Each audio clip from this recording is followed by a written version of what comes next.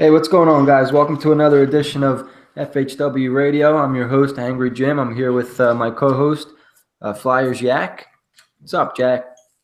And it's the same old song with a different meaning since we changed head coaches. We should have opened up with that one, man. That's a good one. It really is unbelievable. Same team that we play, same team, same comeback base, pretty close. Same short, fast, quick overtime loss. Anyway, Flyers Jack at Flyers Jack. Just had to get that off my chest because it's still fresh in my mind. But yeah, What did you see tonight? I mean, it looked like it was going to be a good game. They were actually winning 2-1. It seemed like every time they scored, the Lightning would come right back, which was almost expected. But what happened in that second period, man? Wheels fell off. When you leave Steven Stamkos wide open in the slot, what exactly do you think's going to happen? I mean, on that one play, looked like Nolan Patrick hurt something. I don't know. I don't think he was that. But, like, you got to finish the play. Like, unless you break something and you physically can't move. He looked like something was sore and he had, like, a look on his face. But it wasn't just him. You know, like, Lawton was caught out of position there. Everybody's just standing around watching the puck. On the second goal, guess who was lying in the crease with Neuwirth? Andrew McDonald.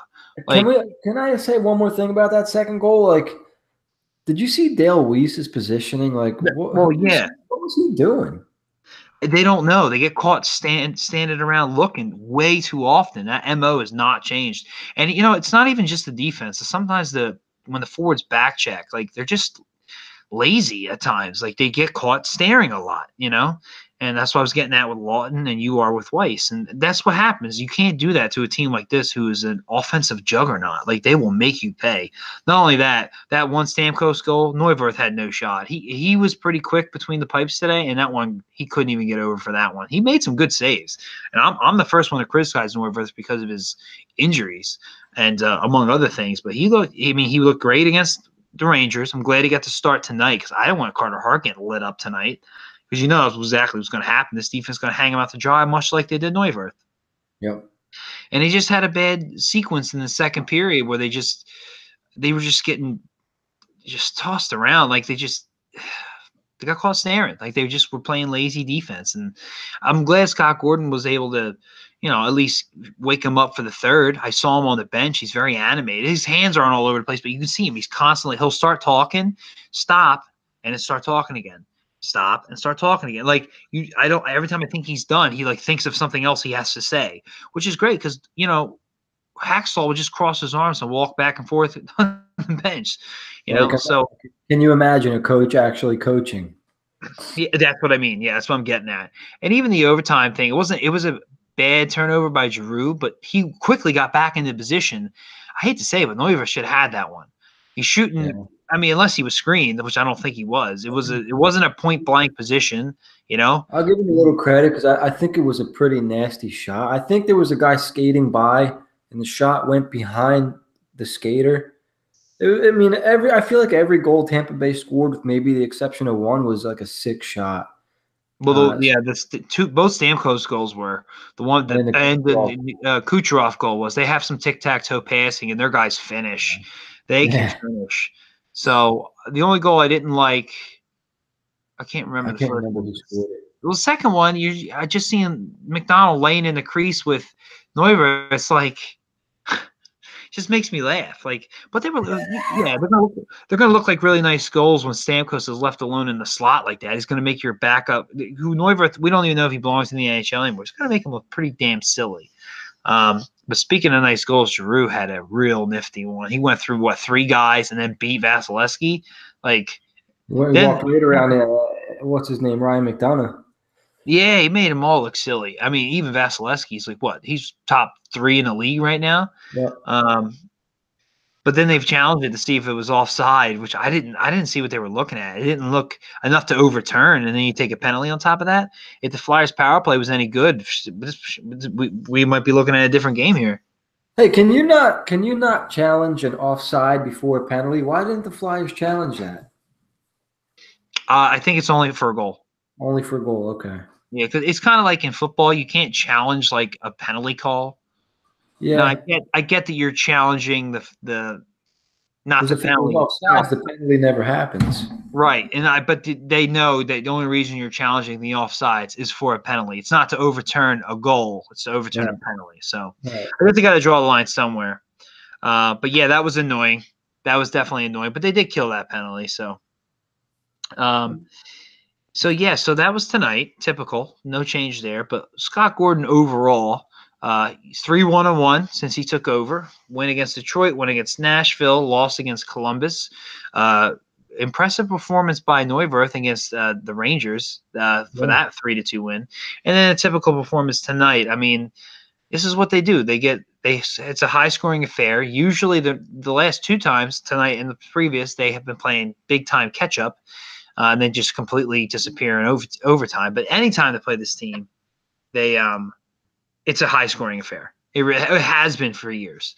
Yeah. They're just the best. They're one of the best teams in the league. So you got to take what you can get. You got a point. You got a point. So not Yeah, much I can especially say about that.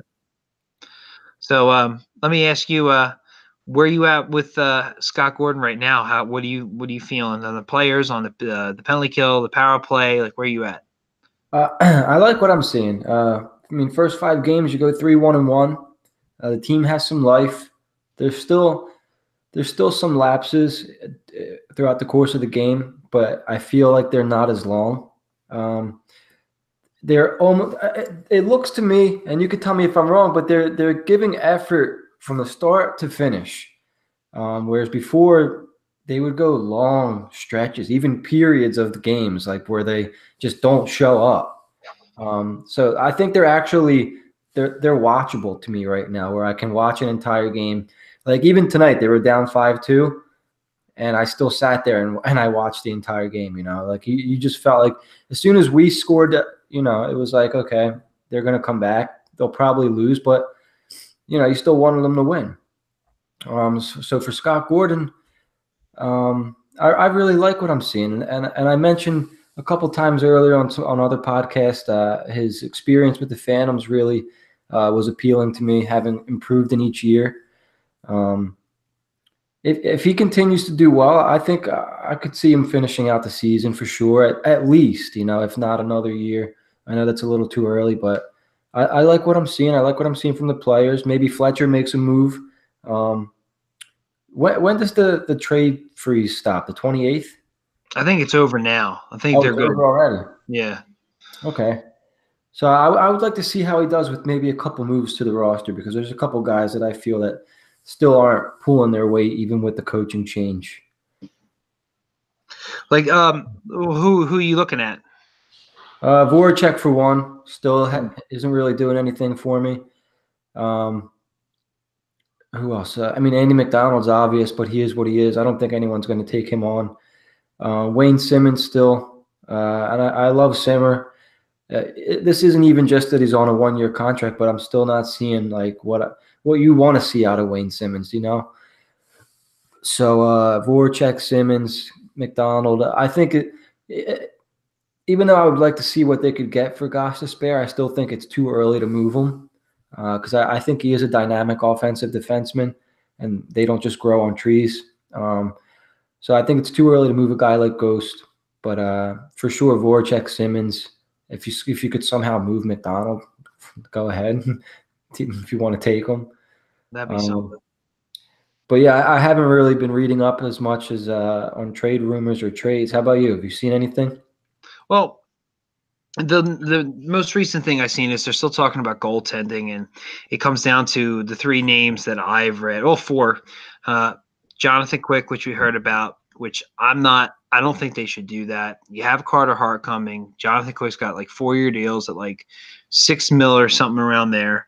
He's not going to want to be a backup. He's got 2 Stanley Cups. He's not a short-term solution. He's still long-term. If anything, you're kind of blocking your Carter Hart. And while it still wouldn't be the worst thing to get him and maybe go with 1A, 1B, it's going to cost you a ton to get him. So I don't think it's worth it. Then the other one's Bob. So many connections here with Bob. Again, he has not proven anything in the playoffs. He's getting older. His play has actually dipped a little bit this year, and you're going to have to shell out tons of prospects to get him and then pay him. And no thanks. It's not worth it. Like, you have Carter Hart. Why do that? So guys like Jimmy Howard, but they're asking for a first, and he's going to be a free agent. So Are they really asking for a first? yeah. Well, apparently Ottawa was asking for a first for Craig Anderson, but I think the Flyers were keeping the phone line open because they know that he's not worth. He's like 39 years old. Dude, there's no way they get a first round pick. Well, now he's got a concussion, so I don't think that puts them away from him completely. I just think it puts it on hold, which is a shame because I really want Carter Hart to go back to the AHL with some confidence. I don't think he should finish out the year by any means. They have to add something. They've been in talks with St. Louis, hopefully about Parayko, but apparently Jake Allen's name has been attached to that. Nobody likes Jake Allen, to be honest. He's not the answer. What's his contract? You know what his contract is? Not offhand. I can't imagine it's too bad, but he was supposed to be the heir apparent. Remember, it was him and Brian Elliott with the Blues, and they got rid of Elliott, and he never really took the role from Elliott. He was just younger, and they assumed would grow into his potential, and he just didn't. So I guess anything's better than what we have here. He's managed to stay healthy. I don't think they're going to go get Mike Smith. So who's that really leave? There's not a whole lot. Craig Anderson was my pick. I wanted Craig Anderson 2 years ago.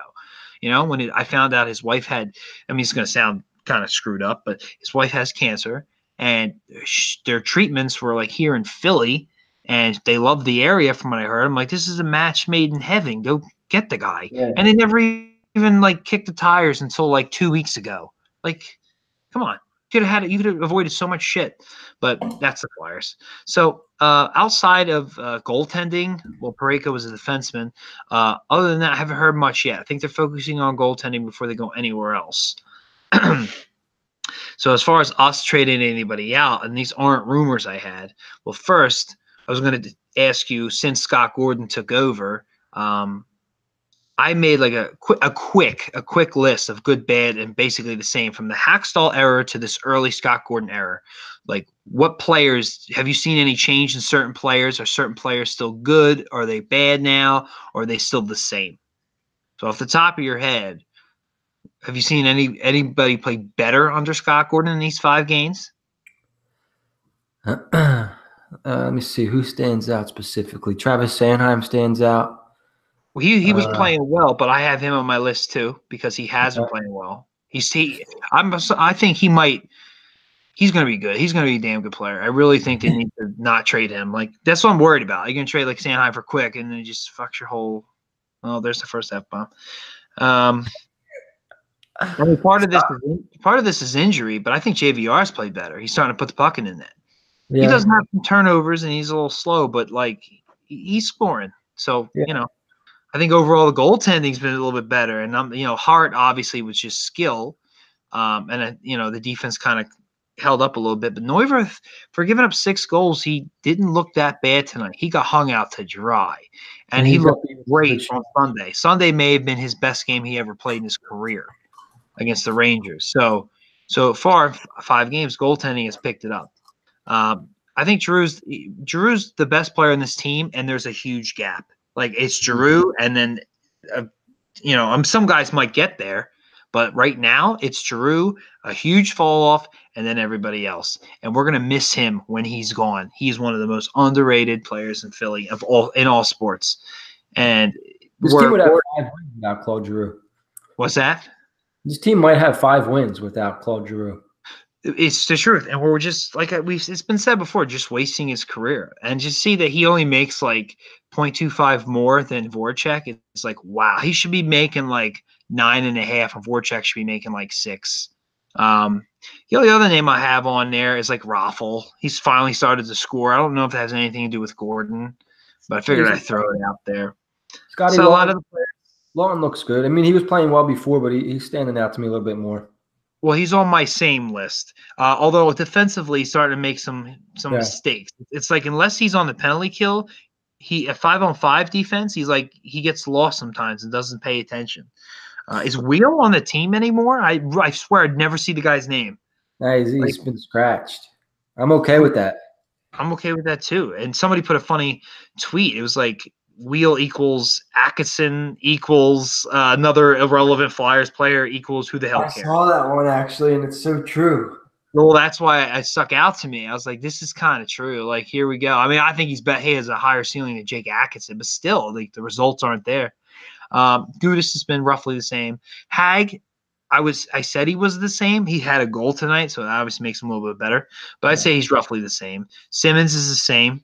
Should have buried that goal in the first, but Vasilevsky. I say TK is roughly the same. And then on the bad list, I have Patrick and Provorov simply because they're the same and it's not any better. Yes, Provorov had a dandy of a goal today, but he still is getting frustrated very easily and he's making mistakes. And Patrick just looks dead in the water. It sucks. I can't stand watching him play right now. Mostly because he was the second overall pick of the draft. And it's just like, dude, give me something. Like, show a flash of skill or, that you can break through this. He looks like a below average center who might hang on the third line. Like, that sucks. Yeah, he just looks like another dude out there. He doesn't look like anything special. Like a body. Like a body. Yeah, anything special from Nolan Patrick. Ghost, I'm not seeing the offensive output like we're used to. I think still missing the net a lot, and his defense just isn't there. It hasn't been all year, and nothing has changed about that. McDonald's still falling, skating into his own goaltender, making bad passes, just typical McDonald. Nothing's changed. Nothing ever will. I think part of Provorov's any of the young defensemen's regression besides the Gord Murphy when he was here and the system has been the veteran presence on defense as this clown. And finally, Voracek. Yes, he has flashes, but overall, he's so not worth his contract. He really frustrates me. Like, if you watch the game, he doesn't all his turnovers don't lead directly to goals, but there's a lot of turnovers. There's a lot of blind passing. There's a lot of just losing the puck. He does a lot right, but he does a lot wrong too. There's at least 3 to 4 blatant turnovers throughout the course of a game, at least. It's bad, and it's luckily it didn't lead directly to odd man rushes for whatever reason because he got held up or something, and but he flat out lost the puck and lost possession and was out of position and had to scramble to get back, and it's really frustrating because what he's getting paid, he should be playing a hell of a lot better. How about the power play? I think they've scored 1 or 2 power play goals, maybe 3 in these 5 games. I don't think they've been a little bit better, but that's only because they were dead in the water doing nothing. So I would say they're roughly the same, maybe slightly better. But did they get one tonight? I don't recall if they did or not. Today? Yeah, they got one. I thought they scored right after it. Okay, maybe that's it. I know they have scored on them, but it was like, oh, the drought's over, and I feel like that was like 2 games ago, and they really maybe scored 1 or 2 more times since. So I don't think they're much improved there. I'll give that more time, obviously. And then I think the PK is slightly better. I think they're more aggressive, but I also think the goaltending is better, which directly has led into that. So overall, I'd say there's more good than bad. Very small sample size, but the record shows they played. Nashville and Detroit, Nashville and the Rangers have been pretty good this year. So those are 2 solid wins. Took care of business against Detroit, and they had 2 close games against 2 really good teams. Even got a point out of Tampa. So you can't get upset about that, especially because we used to kill Hacksaw so long. I just want to take a break from killing the damn coach. So I mean, you really can't ask for much more, especially when you're calling in Carter Hart. So with that, that's where we are now. What do you want to see the Flyers do? Do you want to see them make a move? Do you want to see them to stay the course? Do you want Carter Hart to go down? What do you think? You want him in the tank? What are you thinking?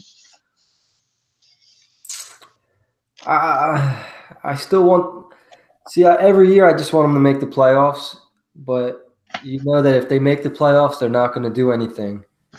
And I think they're – I was gonna say I get where you're coming from, but you got a player like Jack Hughes out there. Are you willing to let him go?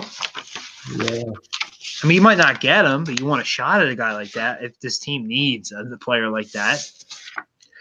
I feel like they would have to get lucky to get the number 1 pick, and I just don't see that happening for the Flyers. So, is it worth getting bounced in the first round or just missing the playoffs? See, if you look at this roster, if they made one or two solid moves, they could win a playoff series still. Like who's in the East? You have Tampa Bay, you have Toronto, and you have the Capitals. Who'd I miss? Is there one more? What, they can make the playoffs? That's a legitimate contenders for the Stanley Cup. Boston's pretty good. Okay, Boston. Then Pittsburgh tends to be a second half team. So let's say the Flyers finish, at the bottom, and they're facing a team like Tampa Bay, the Maple Leafs, or who else did we say? Boston, Washington, or the Capitals. They match up well against the Capitals. That's the only team I could see them giving a run. Tampa, I think the first two games would be like tonight's game, and then I think Tampa would just wipe the floor with them. Yeah. Toronto would embarrass them like they did. They got Hextall fired. So Boston, they didn't embarrass them, but they beat them like 3-0, and they just outplayed them in every facet of the game. The scoreboard didn't show how bad they were outplayed. Yeah, I don't think they can beat anybody in the playoffs. Maybe Pittsburgh because they've taken a step back, but or Washington because they match up well, but probably not. Like, that's really wishful thinking, especially if they don't add anybody.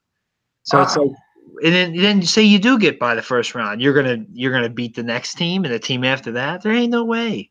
It's like Stanley Cup or bust, man. If you're gonna make the playoffs, like, you got to win. But I want them to make the playoffs. I know, because playoff hockey's nothing beats it. But they say a hot goalie can take you all the way. There is no way a hot goalie could take this team, through 3 rounds of the playoffs. Like, there's no way. There's absolutely no way. What do you want them to do? You want them to tank? I don't want to say tank, 'cause I hate that term, but sort of. I want them to cut dead weight. I want them to see him trade Simmons, hopefully to Toronto for something. Maybe look to move McDonald. It's very unlikely, but you try. You can get rid of Wheel. See if any takers for Raffle. Who else? Again, Voracek's probably very unlikely. Gudis, I would trade Gudis. Hell, I'd even trade Neuwirth. I think Gudis might have some value now. Yeah, I mean, they all might have something, even just veterans. Like, defense and goaltending is very tough to come by nowadays, especially goaltending. But honestly, the goaltending as a whole in the league this year has not been very good at all. No. So, that's why the price is so high.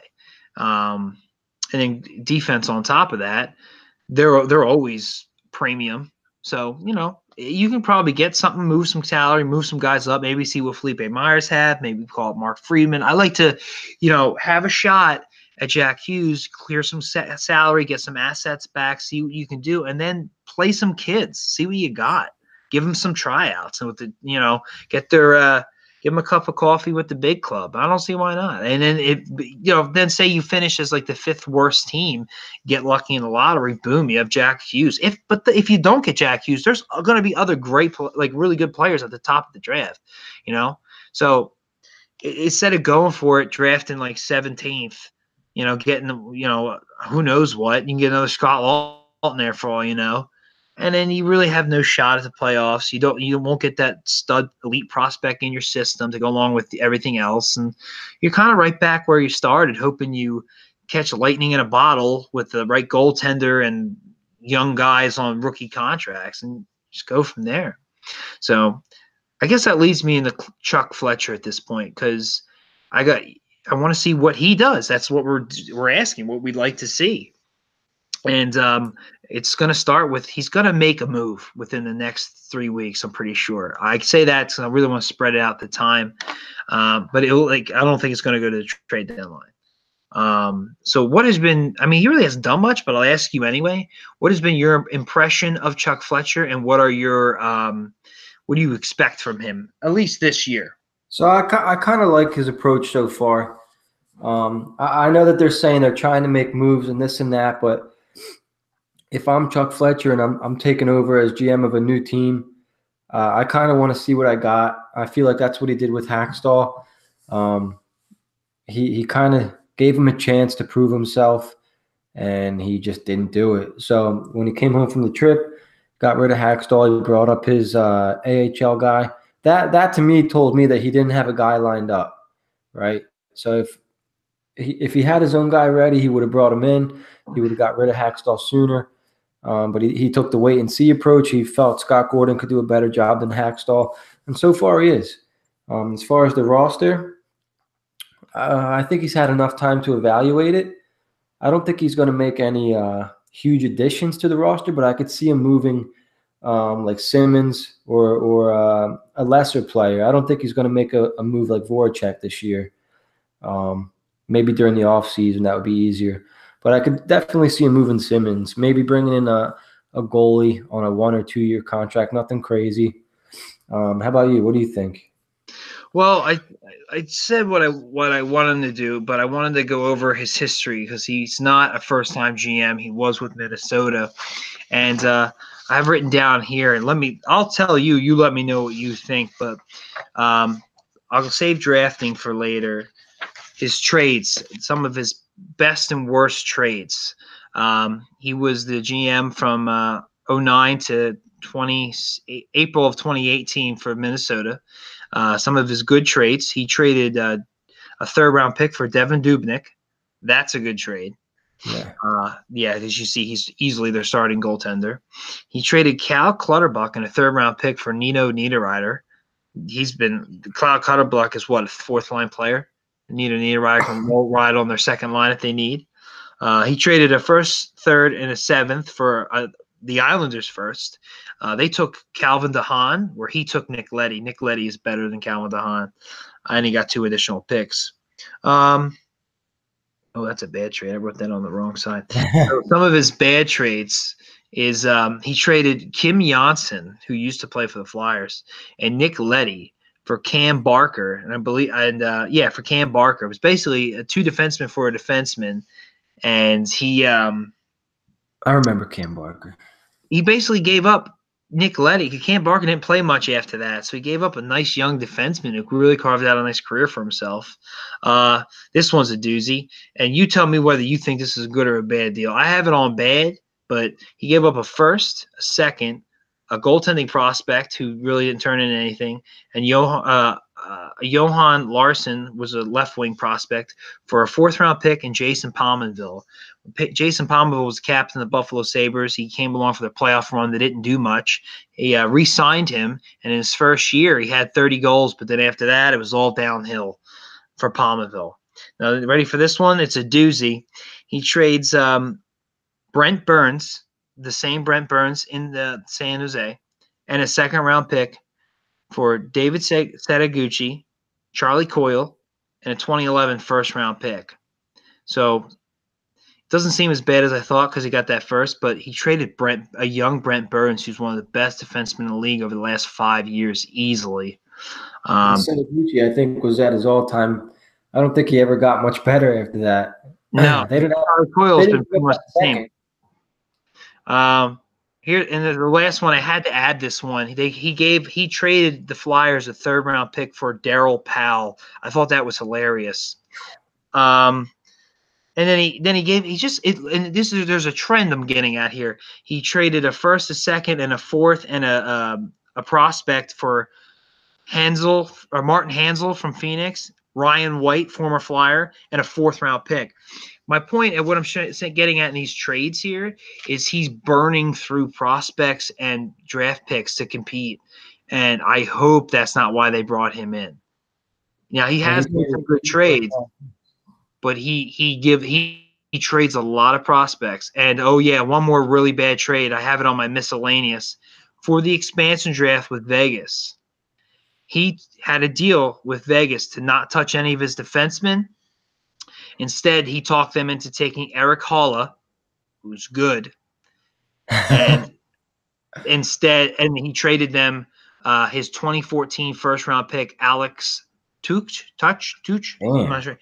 Again, a very solid player. So that was absolutely horrible for him. So if I had to grade his trading, I think he got lucky with Dubnyk. He stunk. Other than that, Edmonton, didn't he? What's that? He came from Edmonton? He was at the time he was with Phoenix, but originally he was in Phoenix, Edmonton. That's right. Yeah, and he's been bounced around, wasn't very good. I think he got lucky. So I wouldn't call him some kind of master trade guy. So he goes for it, but he burns a lot of his assets, and that's kind of scary. Traded 2 first-round picks. That's what I mean. But his free agency has been a little bit better. He signed Martin Havlet after Chicago let him go. He was a centerpiece of their team for a bit. We all know that. What's that? So I always liked him. He was never healthy, though. He was never healthy. He was a little bit of a dirty player. He liked to swing his stick around a little bit. We all remember the Parise, Ryan Suter summer. You know, I can't even give him full remarks for that. It sounds like ownership stepped in and said that the homeboys want to come play home, give them whatever they want, and he did. He wasn't really bidding against anybody. They were always coming to the Wild, and they came together.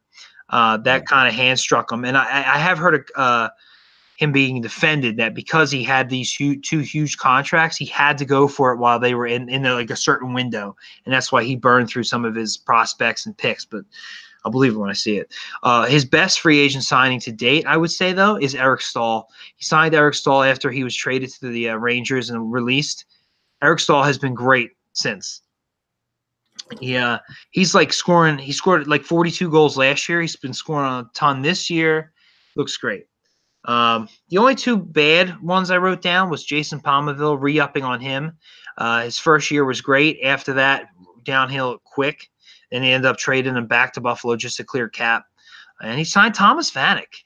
And they ended up only the 3 years, and they bought him out of his last year. If you only sign a 3-year deal and you're bought out of your last year, you must not be very good.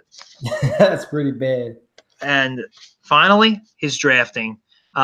It seems that he's not bad in the first round. So just to run down some names: Nicoletti, 09, Marcus Granlund, 2010, James Broden, I can't remember I forget his first name, 2011, Matt Dumba, 2012, Alex Touch, whatever, 2014, he traded him. It's still too early on some of the guys now. Only bad one was Zach Phillips in 2011. In the second round, guys like Jason Zucker is pretty good. Jordan Greenway, pretty good prospect. But then he has a lot of misses. I don't even know any of these players. He's got like 5 misses in the second round. Third round, all misses. Fourth round, all misses. Fifth round, maybe one guy. The one thing I will say was he got Darcy Kemper, who was a longtime backup for them, in the 6th round, and he got Eric Holla in the 7th round.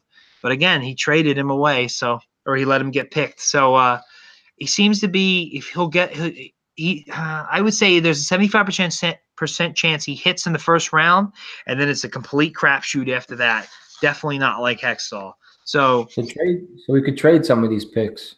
Which it seems he does. He seems to be a little bit of a mover and shaker with trading picks. He has done that.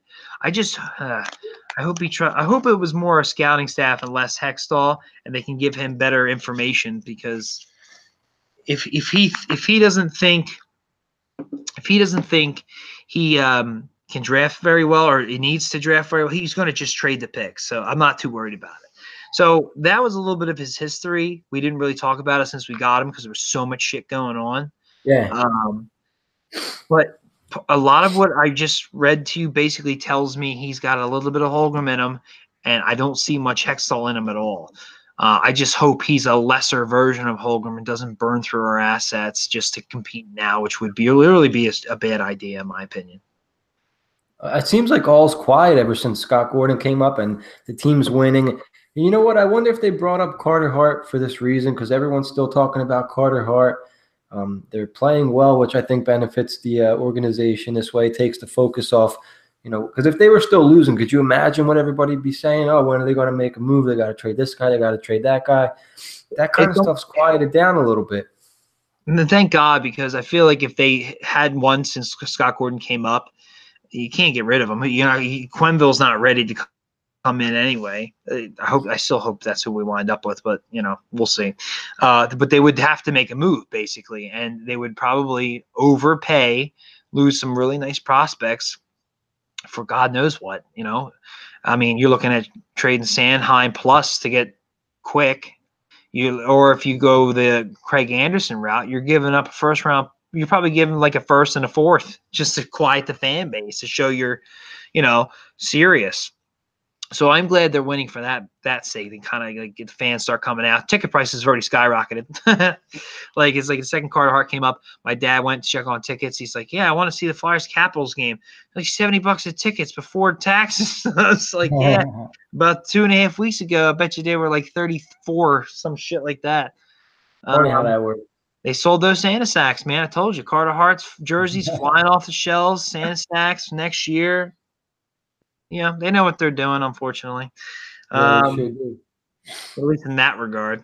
So yeah, I mean, but I am glad that they have one simply to keep the emergency nuclear button at bay, so you don't start trading everybody to have like a 2-year window, and then you're back to square one with bad contracts and no prospects. You know what I mean? So I'm curious. I am curious to see what his first move will be, and the coach doesn't count. I feel like it's an organizational decision, not a Chuck Fletcher decision. I want to see what his first trade is, and I don't want to say I want it to be a blockbuster. I just want it to be a smart trade. I want him to win the trade. I want it to be like a smart, nifty little trade. You know what I mean? Like, honestly, Craig Anderson after his injury for like a second and a fifth, I'd be all about that. Flyers have plenty of picks, plenty of prospects. Something subtle, but make a difference on the roster. Nobody makes a bigger difference than for this team, especially than the goaltender.